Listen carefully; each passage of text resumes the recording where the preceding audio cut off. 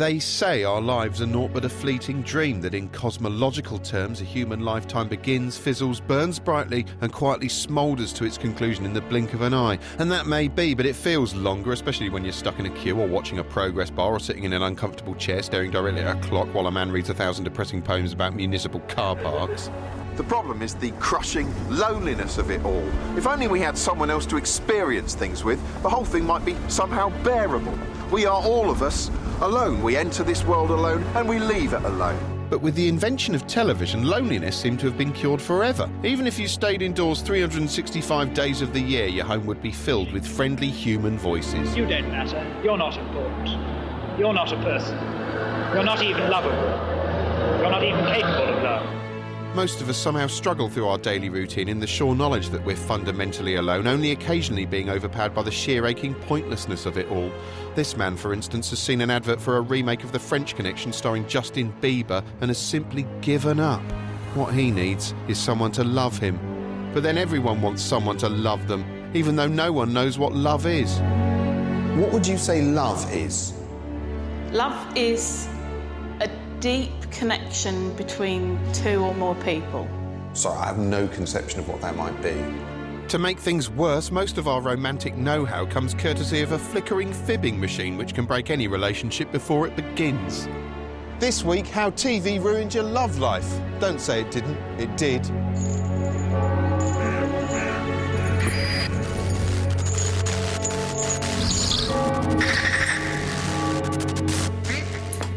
According to television, the best way to end loneliness for good is to trick another human being into sharing your lifespan with you, to meet someone and fall in love. But what is love anyway? When you're trying to work out whether you're in love or not, it's only natural to compare how you feel with what you've been taught about how being in love feels. And who taught you how being in love feels? Well, without ever really trying, the television bombarded you with misguided notions about romance from the moment you were first naive enough to swivel your eyes in its fibbing direction. According to research, when it comes to getting information about love, 94% of young people turn to their television, while only 33% ask mum and 17% dad. But the plug-in parent is a liar, and the fictional world it portrays seeps into your skull, setting a misleading framework. There are two ways to ensure your relationship will be scuppered before it's even begun. One is to carve the phrase, "I despise you," onto your forehead, and the other is to enter into it with wildly unrealistic expectations. Now, studies show a link between the amount of television people watch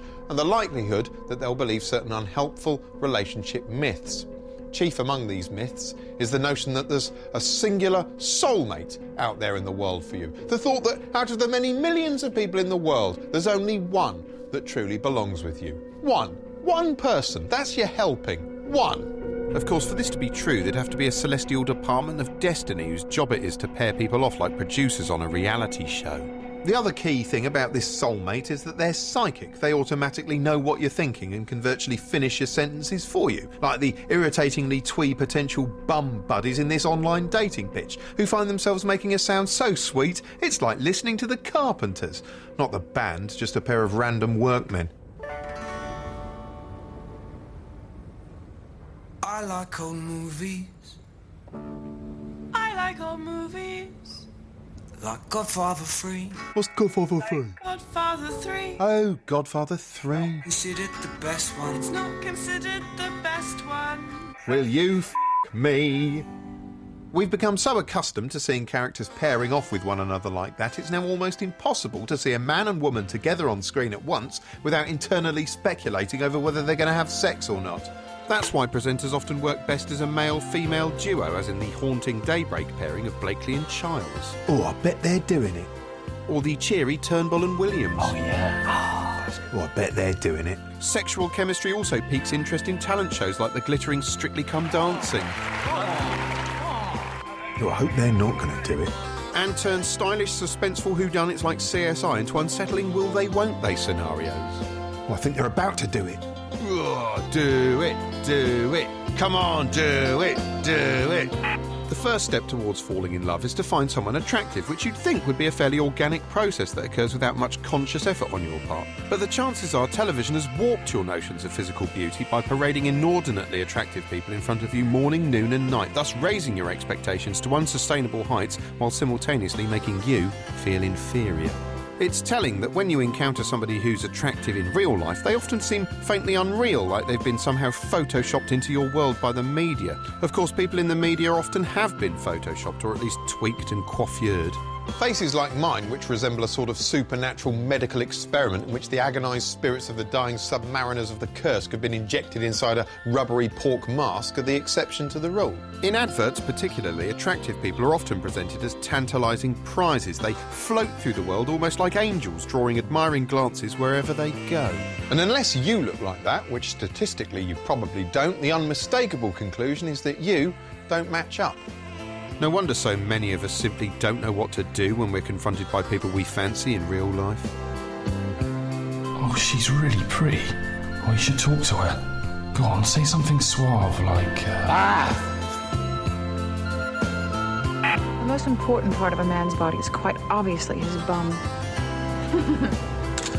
Okay. Oh, that's good. Of course, men aren't the only ones swayed by physical appearance. Apparently, the creatures known as women also get aroused by physically attractive males, although this wasn't discovered until 1983. It's been shown in the past that many men have been aroused by such material, and we wanted to find out if women also responded in this manner. So we've developed this probe, which is designed to be inserted into the vagina. And thus science deduced that when you insert a stiffened, rounded tube into a woman's vagina, she sometimes gets aroused. Odour also plays an important role in attraction. No one's going to love you if you smell like a tramp, unless you're doing it intentionally. She's wearing Tramp, a fragrance created for her by Lanthric. Yes, here we see an invitingly sensuous advert for some unfortunately titled Stinkwater. Tramp, free and friendly, bold and exciting. Hungry and homeless. She's wearing Tramp and everybody loves her. Tramp by Lanthric. Shouldn't you wear it too? Always keen to exploit human frailty, advertisers aren't shy about implying all you need to satisfy your biological urge to procreate or put an end to the painful loneliness of your existence is to invest in a product that will drive members of the opposite sex insensible with lust. Lynx commercials in particular employ less subtle imagery than Soviet propaganda, implying Lynx is essentially catnip for girls. Splash it round your carcass and women will flock towards you like plankton, wrestle you for a place in the bedroom and stop dead in their tracks to show you their pussies. Toothpaste is also excitingly depicted as a startlingly effective way to win the affections of a bit of desirable skycock. It made her smile dynamite white, dynamite fresh. It got her noticed. That night, Cindy and Jim took off together. Her feet haven't touched the ground since. Even chewing gum, traditional scourge of bus passengers, can bring couples together on a lonely, dusty road trip. I suppose chewing gum is a pretty good metaphor for most romance. After the initial burst of excitement, you soon find yourself just going through the motions, really, while your interest drains away, and then you end up spitting it out into a hanky. In adverts, characters tend to fall in love quickly because they've only got a lifespan of 30 seconds, whereas in real life it takes altogether longer than that because actual people tend to be more cautious than their fictional counterparts. A myth perpetuated by many televised romantic films is the notion of love at first sight, seen here in the mawkish romantic drama The Notebook, in which a becapped cock falls for a boobed cow in a bumper car. Just one glimpse of this woman and he instinctively knows in his gut she's the only one for him. Now, in real life, when you've met someone you like, you might tentatively try to catch their attention and fail. And at that point, you probably give up. But in the lunatic world of romantic cinema, the driven protagonist immediately asks his quarry out. You want to dance with me? No. Why not? Because I don't want to. And when rejected, performs a grand gesture to impress her, in this case dangling perilously from a Ferris wheel. Well, will you go out with me? What? No! All right, well, you leave me no other choice then. And blackmailing her into a date. Okay, fine. I'll go out with you. Yeah, looks quite romantic, but you know, conceptually, it's only a hair's breadth away from threatening to saw your own thumb off with a bread knife if someone doesn't give you a blowjob. The grand gesture, as personified by John Cusack earnestly holding his boombox aloft in The Ernest Say Anything, or a pre-death Heath Ledger buffoonishly wooing Julia Stiles in 10 Things I Hate About You, demonstrates the depth of the hero's kooky affections and almost never fails to win over the mightily impressed girl. Even though most of the time grand gesture behaviour is almost indistinguishable from stalking. For instance, in shit-maudlin blockbuster Love Actually, Andrew Lincoln demonstrates his love for gorgeous boy Keira Knightley by turning up on her doorstep with an armful of idiot boards. Actually, that's nothing special to her. That's just how she remembers her lines on set. It's carol singers! It's harder to get away with a grand gesture in an office, so it's little wonder people often dither when it comes to actually acting on their desires.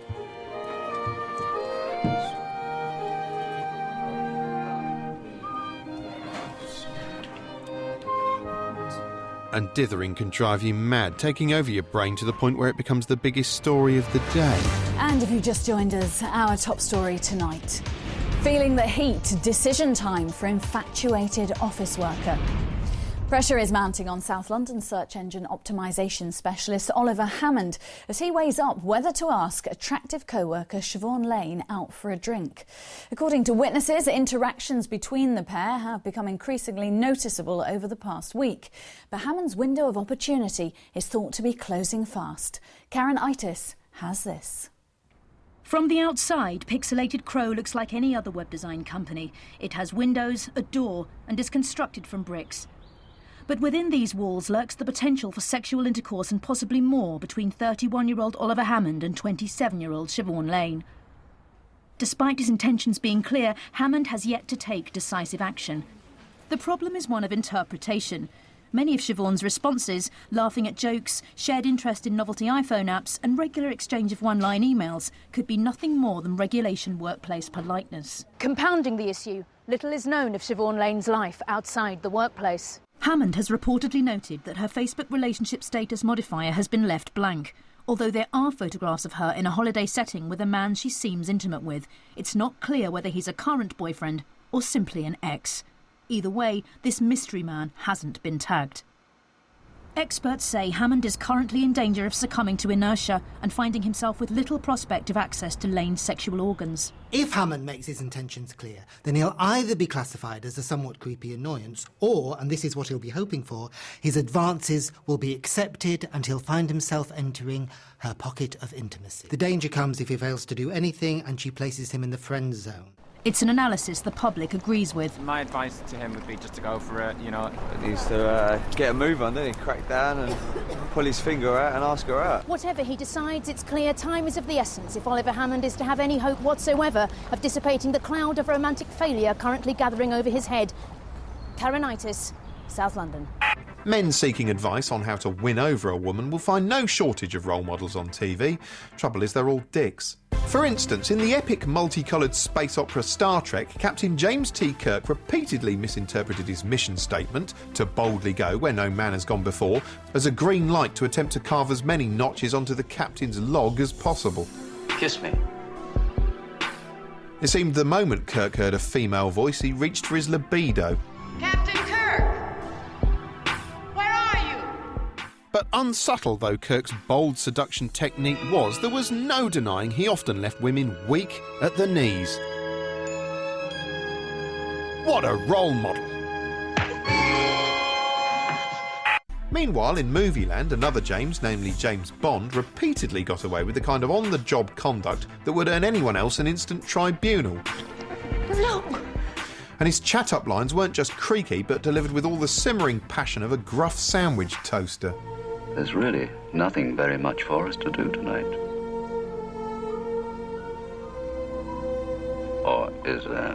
Nonetheless, he too was depicted as successful. Ooh, having sex with Roger Moore must be like having an old tree fall on you. As far as TV's concerned, however, when it comes to dating, you shouldn't act like 007, more like 00 tit. I absolutely adore brunettes, but not blondes. But then again, a lot of blondes aren't really either, if you know what I mean. Thanks for that. What's your favourite Keats poem? Yes, most dating shows are more profoundly depressing than live footage of screaming ducklings being kicked uncomprehending face first into a mincing machine.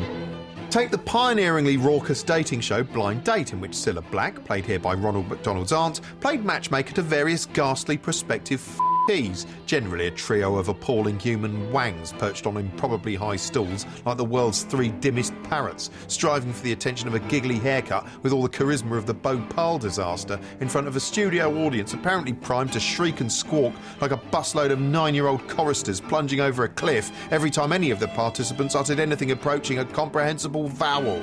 You and me, we make it whoopee. We make It's funny because they're old. Often during the initial stages of romance, you're so desperate to bamboozle the magical creature sitting before you into mistaking you for a three-dimensional human being that you'll resort to telling ridiculous little lies in a bid to pretend the pair of you have something in common apart from your chronic addiction to oxygen. Have you seen the Ceausescu execution video? It's really very funny. Yeah, I do that too. And the thing is, you're both doing this, so once the fog of war has dissipated, you're left with two people who covertly pretended to be two slightly different people, fused together into one confused two-person chain gang.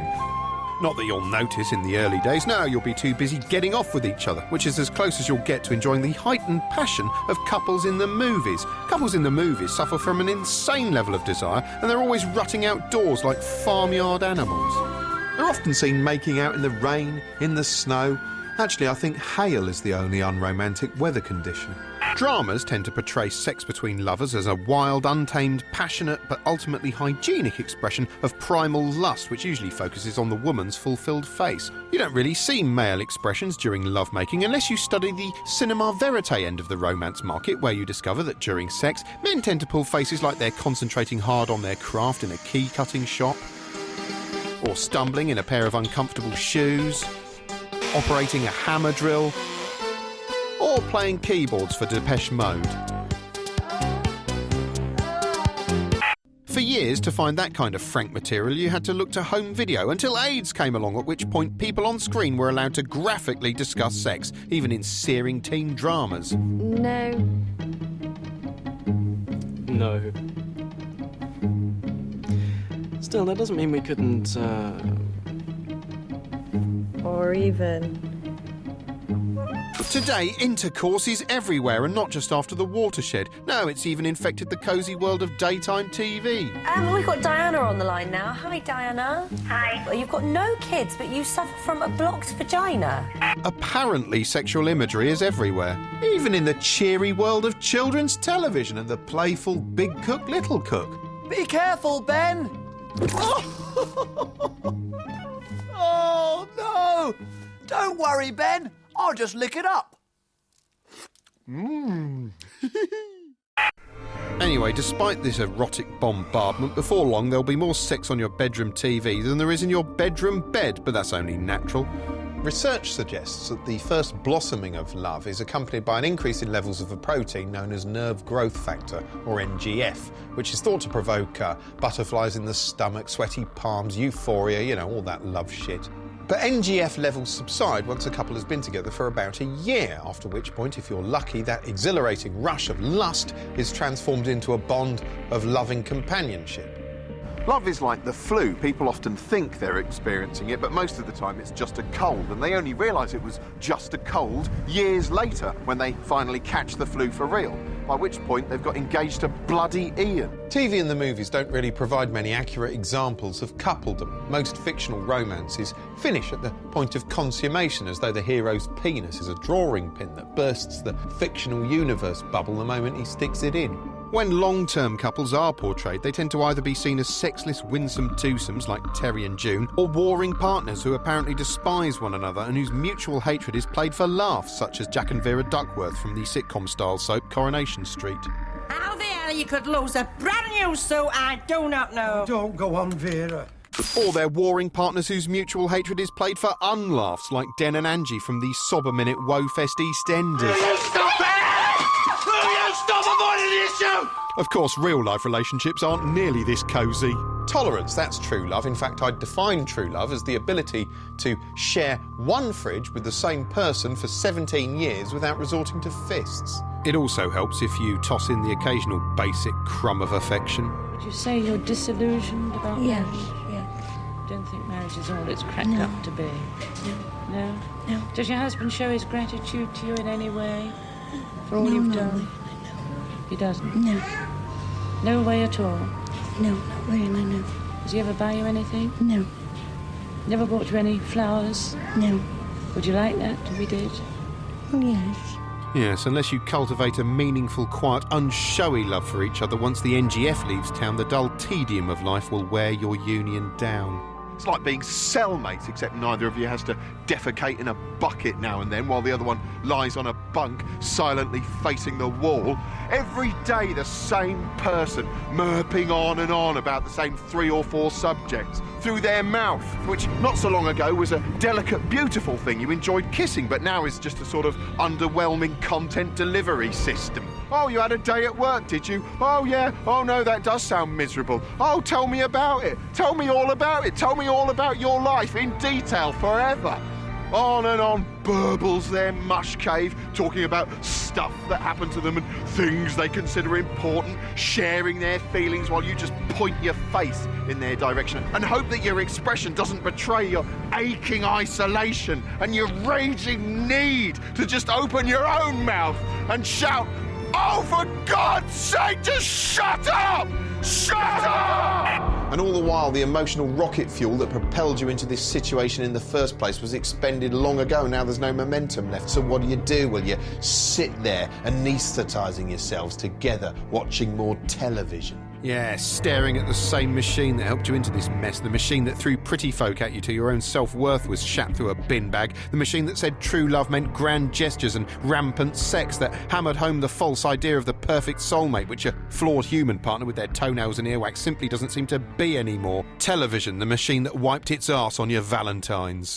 If your relationship is teetering on the brink of collapse, there is one thing TV can do to help. It can help make the breakup entertaining.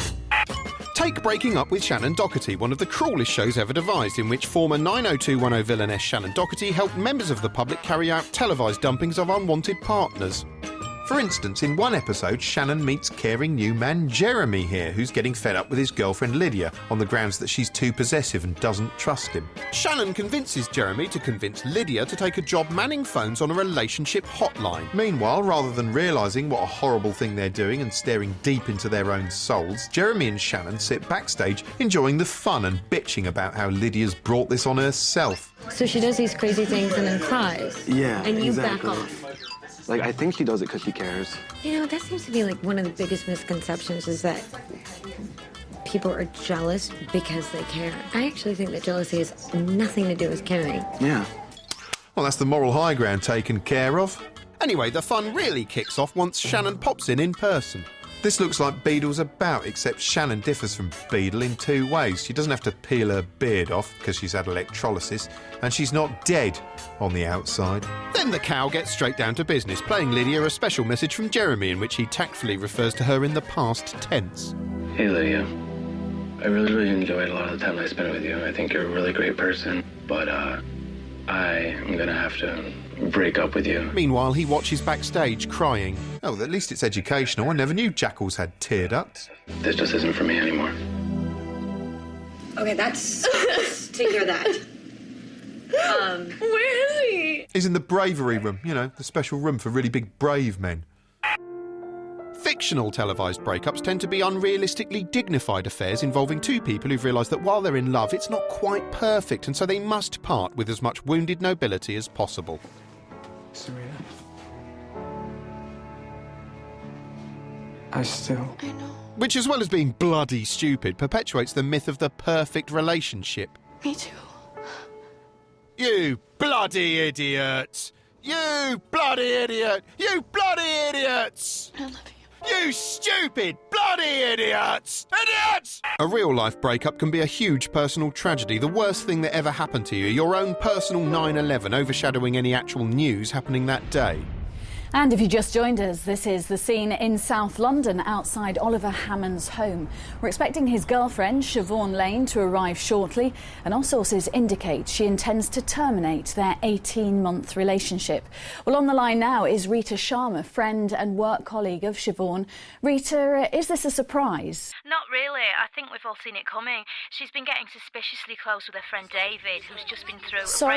Sorry there to interrupt you, Rita. It looks like Siobhan is now arriving at the house. Miss Lane, can you tell us what you're about to say? Miss Lane, can you tell us how you're feeling? Miss Lane, how does Mr. Hammond feel about what you're about to say? Well, Miss Lane, clearly not giving much away there.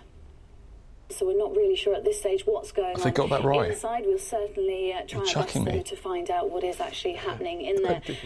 Well, there's in the studio now a special breakup correspondent, Daniel Patat. Daniel, what's going on inside there right now? Well, we can only speculate, but the likelihood is she's rather bluntly explaining it's over. Probably not looking him in the eye, although she's had the decency to do this face-to-face, so that's something.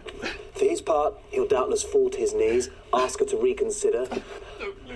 There'll be some kind of humiliating display of anguish. Tears, gulps, mucus running from the nose. A scene of abject desperation, then? Absolutely. You have to remember, this man's world is ending, so he'll grasp at any remaining atom of hope, like a basic, horrified creature, utterly debasing himself in the process.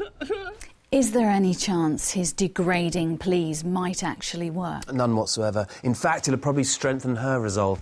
If we look at this cycle of ruin, we can see the more despondent he becomes, the less attractive he appears, which in turn makes him more despondent, and so on, until the whole thing spirals out of control, and before you know, he's lost her forever. It looks like Miss Lane is coming out now, so let's go live to the scene. Is it definitely over, Miss Lane? Is it definitely over? Can you confirm the relationship is over? Can you confirm? Did you know how Mr. Hammond's crying? Is it definitely? Is he crying right now?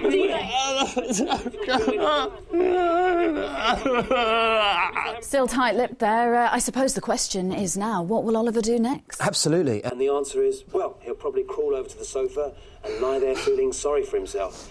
He'll sniff, he'll wipe his nose, he'll run his hand through his hair, do a sad little cough. Then he'll probably have the odd moment of serenity before glancing at a photograph of him and Siobhan together and starting to blub again. And now you've got to step back on the treadmill and go through the entire dispiriting process all over again, trying to find someone attractive, taking them on dates, having sex with them, sharing your feelings.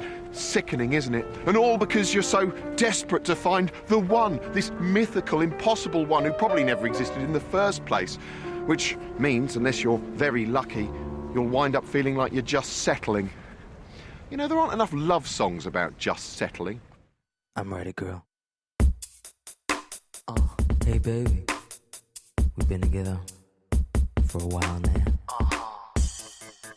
And there is something I want to say to you.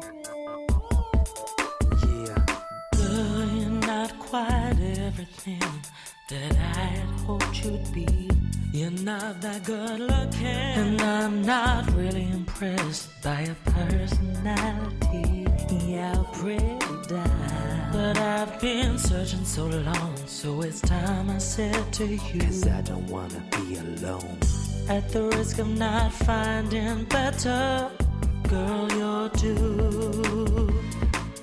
At the risk of not finding better, girl, you're due. You're pretty dumb, baby. You are so tall. Let her know, man.